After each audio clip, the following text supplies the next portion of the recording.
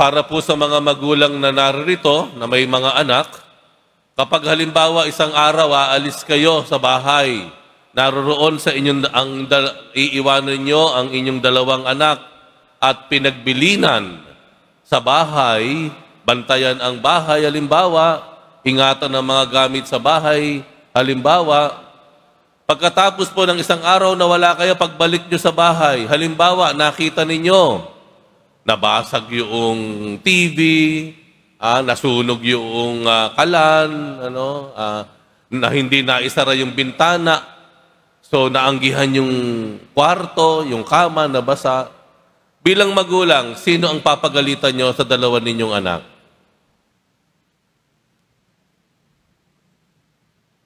Sino ang papagalitan nyo sa dalawa? Ha? I'm sure mas papagalitan nyo yung mas nakakatanda. Tama po? Ano ang ating dahilan? Mas nakakaunawa ka kaysa sa bata mong kapatid. Diba? Dapat mas responsable ka. Mas matanda ka. Tama po ba? Yun ba ay unfair? Hindi ba makatarungan yon? Kapag higit mong pinagalitan yung mas nakatatanda, hindi natin masasabing mas hindi makatarungan yon. Dahil, alam natin, ikaw ay mas matanda, ikaw ay mas inaasahang maging responsable. Bakit ko nasabi ito? Dahil ang Panginoong Hesus may pagkukumparang ginawa sa pagitan ng mga bayan na nasasaad sa banal na kasulatan. Ang bayan ng Tiro at Sidon sa Lumang Tipan at ang bayan ng Corazin, Bethsaida at Capernaum. Ano sabi ng Panginoon?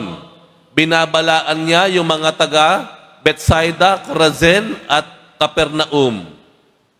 Binabalaan na sila ay higit na papagalitan. Sila ay higit na paparusahan. Bakit kanyo?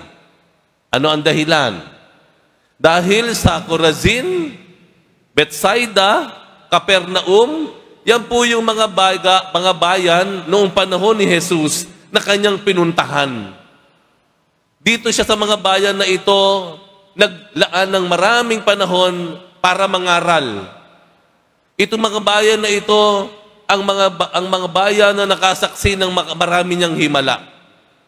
Now, ikukumpara natin doon sa Tiro at Sidon nung Lumang Tipan. Higit na mas maraming ginawa ang Panginoon, pangangaral at himala na ginawa dito sa Bethsaida, Corazin at Capernaum. Sa makatuwid, ano sabi ng Panginoon? Kawawa ka, Bethsaida, Corazin, Capernaum. Dahil mas maraming ibinigay sa iyo, pero hindi ka tumugon ng tama. Naging irresponsable ka. Hindi ka nagbago. Kung lahat ng ipinangaral ko sa inyo, kung lahat ng ginawa ng himala ko sa inyo, ginawa sa Tiro at Sidon, yung mga taga-Tiro at Sidon, sigurado, sila ay magbabago. Kayo, nanatili kayong matigas ang inyong ulo. Ano ang hamon sa atin dito, mga kapatid? Ang hamon sa atin dito ay dapat tumugon tayo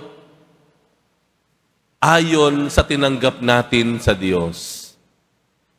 Mga nagsisimba, mga palasimba, mga kadeboto, mga Katoliko, dapat at inaasahan tayo ng Diyos na ang buhay natin ay iaakma natin, iaayon natin sa dami, sa halaga ng maraming ibinigay na sa atin ng Diyos. Lalo't higit kapag tayo ay tumatanggap ng Eucharistia. Yaan ang pinakamalaking regalo. Yaan ang pinakamalaking biyaya na nakita, nasaksihan ng mundo. Na ang Diyos sa anyo ng tinapay at alak ay minarapat niyang ibigay ang sarili sa atin. Minarapat niya tayong tanggapin siya. Doon pa lamang po, tapos na. Doon pa lamang may winner na. Dapat mabigat po ang ating at seryoso ang ating pagsasabuhay kung anuman ang tinatanggap natin. Number 2, kailangan po huwag tayong magkukumpara. Huwag tayong magkukumpara. Minsan dyan tayo napapahamak eh. Di ba?